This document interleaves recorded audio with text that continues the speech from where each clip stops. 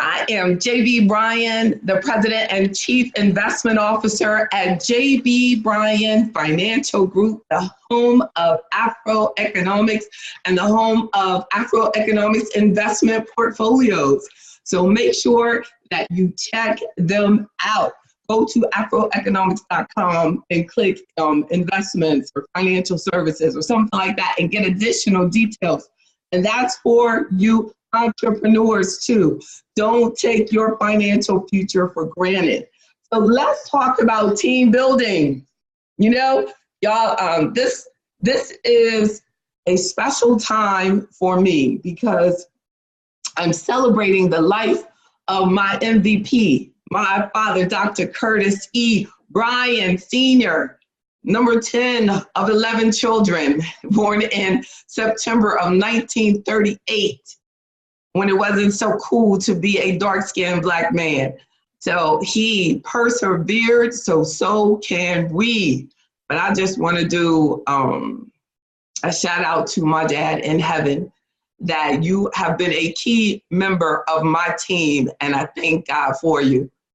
So as we develop our team, and those of you who are in the webinar, please feel free to make your comments, and communicate with me. Have you have any questions about building your team? And, those of you in the webinar, I'm just glad you're there with me. You're coming in a little late, but we're just getting the party started. Thank you so much for being members, the members that are out there, supporting me through this transition of my life. I totally feel that I have learned so much about team building, about leadership, about the importance of entrepreneurship, just, watching my father's life. I am the first generation entrepreneur in my family, and that I was scary. My life was scary to my father. He's like, why would someone want to do this? Why would you want to do that to yourself, right? And then one day I told him about how much money I was making, and he never asked again. So those of you who have your family that is doubting you and wondering why you're doing it and not supporting you and, not understanding, let them know that entrepreneurs need love and make money. So we do it because we know that the world needs the service that we're providing. But you know what? Entrepreneurship, AfroEconomics entrepreneurship membership is all about us building sustainable. So I want my over 20 years, I started my firm in 1995. I want all of these years to benefit you. I cannot die. I cannot leave this planet without you being able to say that I did something to help you. One thing I've learned from my father is that it feels better because we all gotta die. But when we die, let's make sure that our life stood for something, right? Let's make sure that we have a legacy, that we are motivating somebody, he spent his entire education in higher education of Black folk. Let's make sure that we are making sure that our life is for building a better life for this entire planet, because everybody that we help, everything that we do is making this world better for generations to generations. If we can put hope into one of our team members, then we're bringing hope into their home. When I help someone that's on my staff build a better life for their family, it's just a ripple effect, and it goes on and on. Happy people help people. People that have been helped help people. They say hurt people hurt people. Yeah, that's true. But how about us happy people help people? Us happy people help people so much that people don't even want our help. But that's okay. We're going to help them anyway. We got to. We have a responsibility to God to help those people. He say forgive them because they don't even know what they're doing, So let's make sure that we realize that as we're building a team, the number one thing I think that we should look at in our people is integrity. Are they honest? Will they tell you the truth? Will they woman up when they've made a mistake? Will they stand by your principles that you've set up for your firm? Because we focus so much on skill, but I wanted to make sure that you know that from an AfroEconomics perspective, integrity comes before talent. Integrity comes before skill. Integrity comes before, oh, they've done so well, they got 5, 6, 17 degrees. That you know, it's a dangerous thing. I think Warren Buffett said it's a dangerous thing when you got someone that has talent and energy and no integrity. It's dangerous. It's just dangerous. So if you have to choose between talent, talent and skill and all of that, you know, and you have to give up integrity to get it, don't do it. All of us have probably made that mistake before, but make sure you focus on integrity. Get to the heart of the matter. Your team has to be built on something real, on what is right, on doing the right thing, on helping something greater than just yourself. And if everybody on your team has to be about that same commitment to the excellence of your customers, to believing in that they are personally responsible for being honest and helping you keep your word to the people that you promised it to. Too often we go into companies and stores and, you know, and the people that they have on the front line have no integrity. You know, they have none, have no commitment.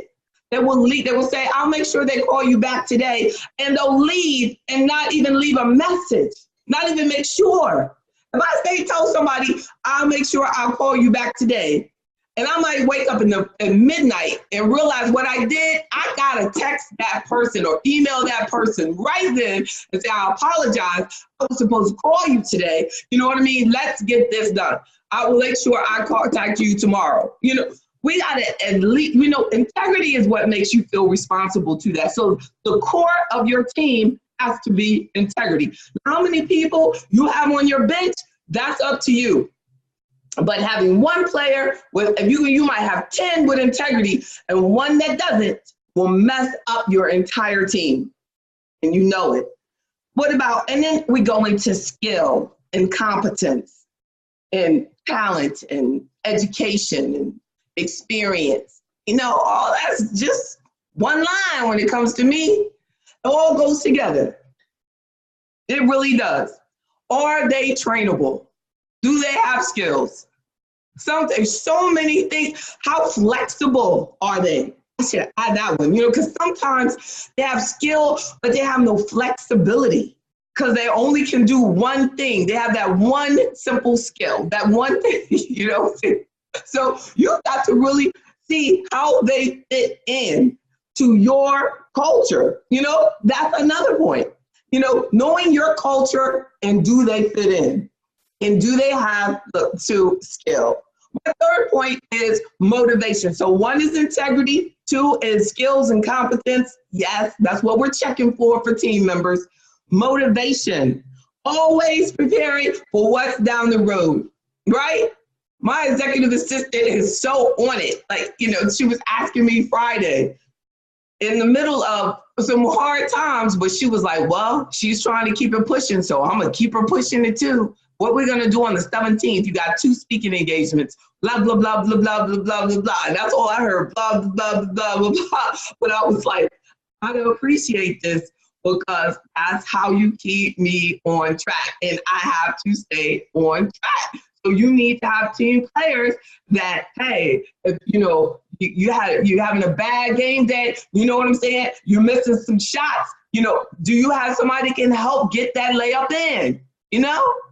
Watching the game and it's just like too many shots that go in and there's nobody to just get it in. They get it all the way up there, they bounce all off, and nobody on their team to get the 2 points in.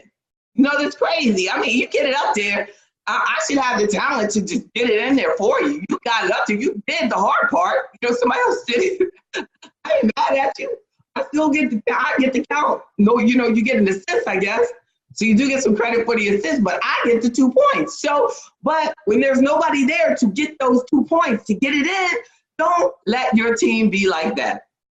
Make sure that you have somebody that's motivated, is always thinking about what is coming up. They got to be able to think, what are you going to do? They have to know how you play the game, how you come down the court, how you dribble, how your stop. They got to know exactly when you're about to throw the ball to them.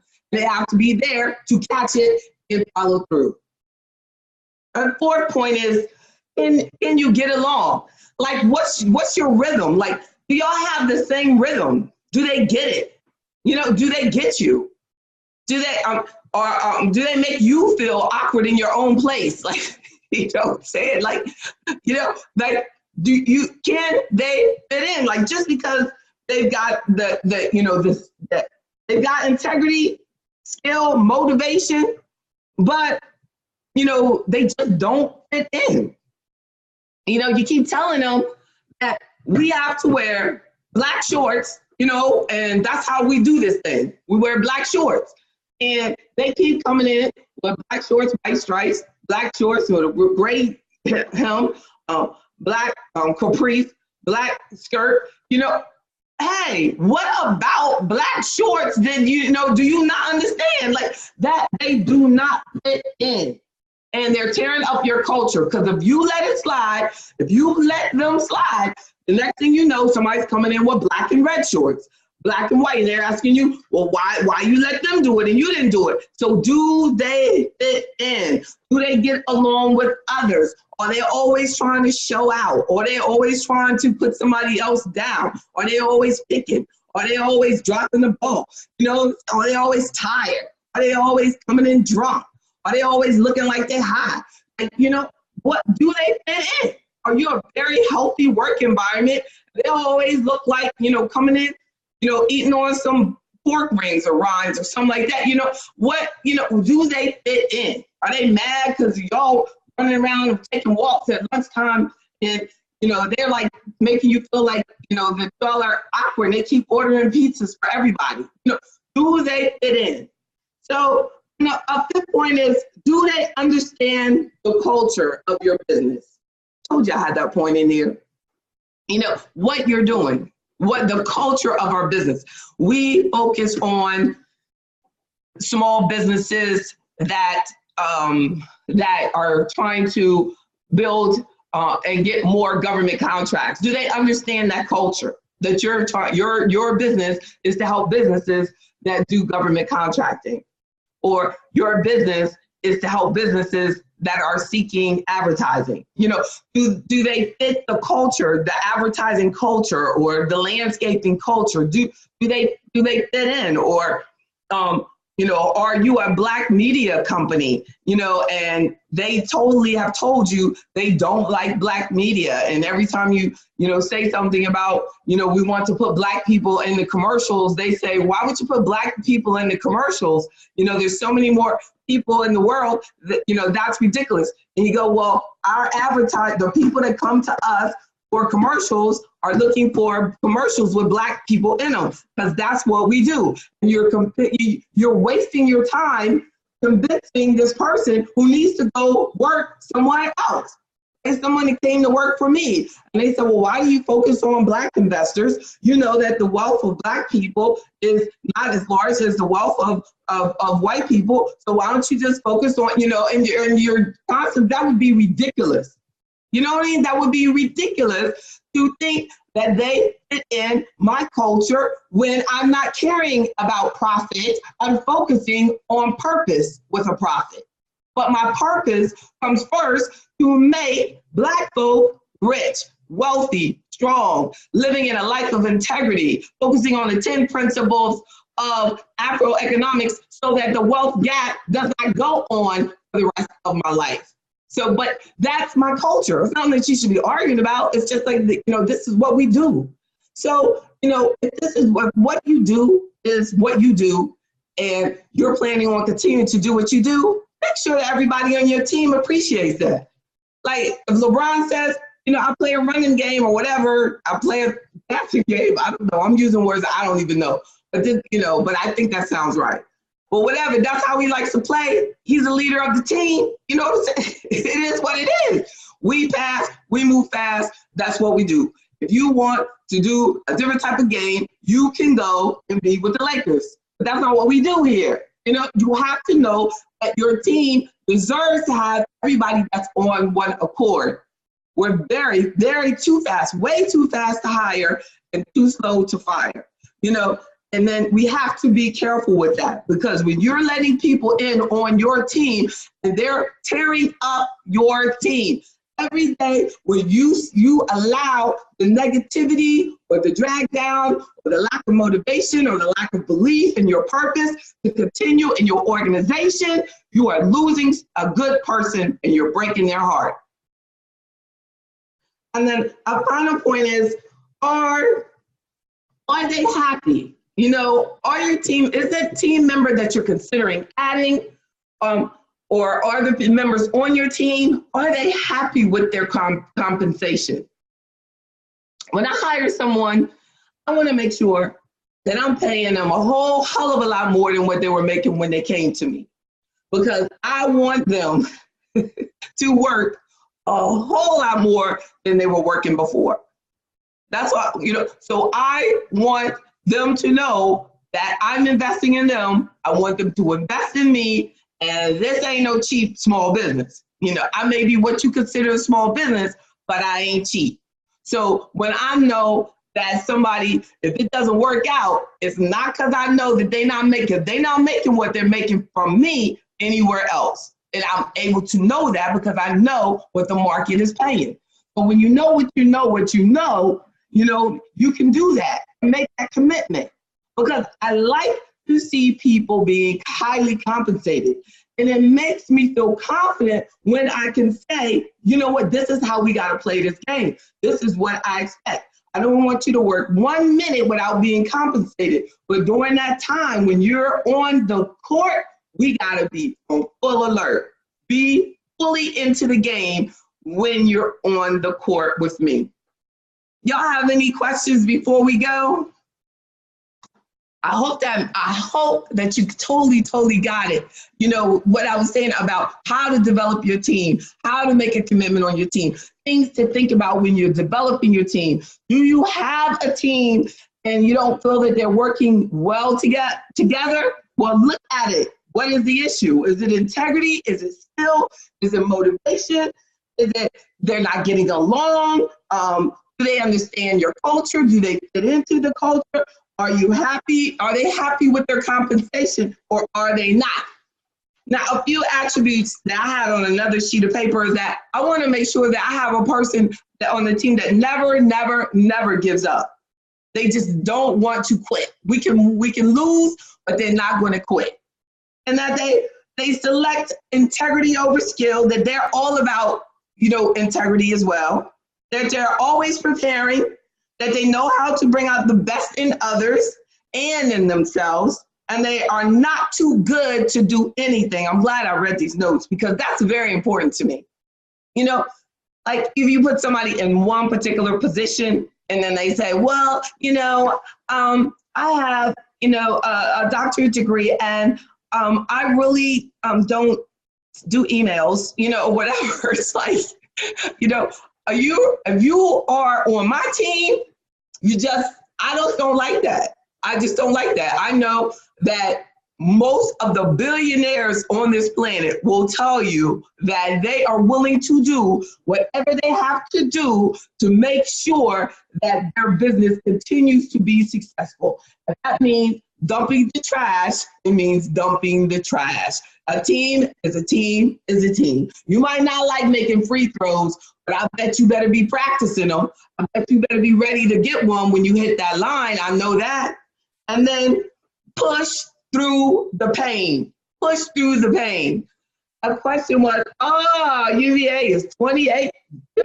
That's right. That's right. I think that means they got 28 wins and 2 losses. That's right. That's right. They were good when I was there. So it's been a long time. So since they were good, so team members must mentor, teach each other. each the other team members. Exactly. Yes, indeed.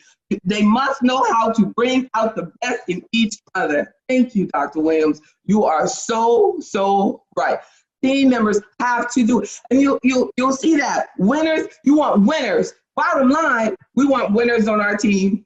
Understand our culture, understand your purpose, operate totally in a world of integrity. Realize that you can have a profit, but purpose can come first, and always operating from a place of integrity is the best, the coolest, and the only way to build a team, to really be, to be happy and to communicate what you want. You know, don't judge a book by its cover. Like a lot of people think just because a business is small that they can't afford them, so they won't even interview or do a resume, you know, or even apply for a job at a business that is not large. But a lot of large companies don't pay as well, and a lot of people don't really realize that. So, you know, you want team members that really believe in small business. I don't try to convince nobody to believe in me. Don't ever do it. It's not worth it. They either believe in you and your purpose and they want to be on your team, or they don't. Indeed. So thank you all so much for your questions. Thank you for your support today. Thank you for your prayers and everything that you've given me throughout this time of transition. And, you know, continue to lift me and my family up in prayer, you know, that as we approach my father's services on Friday. And I'll be talking with you all again on Wednesday. I thank God for you all. And it's amazing what a parent can do when they believe in a child. So always support the children, y'all. Have a great day, great week. Have a great week. God bless you. Bye-bye.